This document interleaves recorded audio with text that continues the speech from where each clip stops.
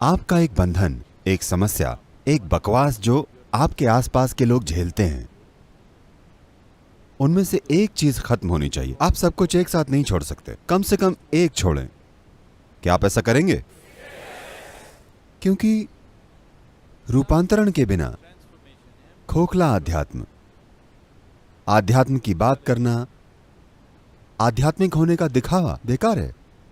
कोई रूपांतरण होना ही चाहिए, है ना? कृपया ऐसा कीजिए ताकि जब तक आप जिएं, लोगों को आपके साथ रहने में मजा आए।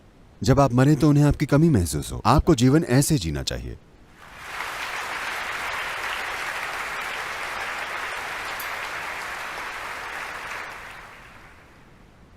एक दिन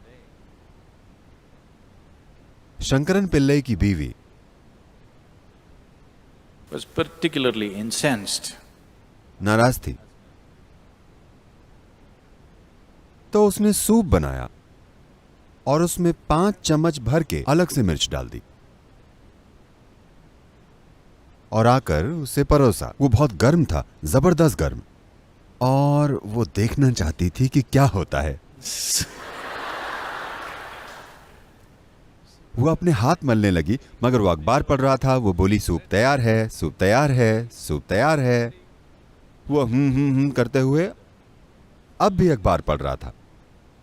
फिर उसने देखना चाहा कि क्या ये उपाय काम करेगा, कि कहीं मिर्च पाउडर मिलावटी तो नहीं, कि कहीं ये कम तीखा तो नहीं है। तो उसने सोचा कि चख के देखते हैं, और 1 चम्मच भर के मुंह में रखा। उसके मुंह में विस्फोट हुआ, आंसू उमड़ आए, आंसू बहने लगे। ठीक उसी समय शंकरन पिल्लई ने अखबार नीचे रखा और आया। उसने बीवी को देखा और कहा, तुम रो क्यों रही हो? वो बोली, पता है पिछले साल मेरी मां मर गई और उन्हें यह सूप कितना पसंद था।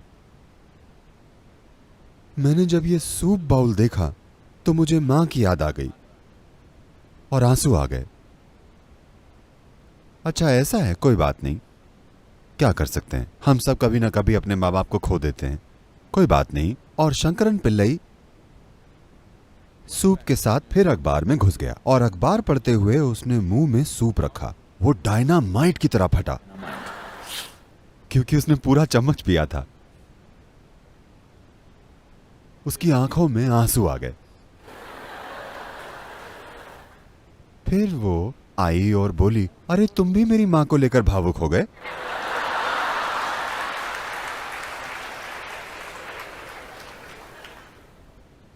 वो बोला, नहीं नहीं, मैं तुम्हारी मां के मरने पर नहीं रो रहा। मैं रो रहा हूं क्योंकि वो अच्छी मां चली गई और तुम्हें यहां छोड़ गई।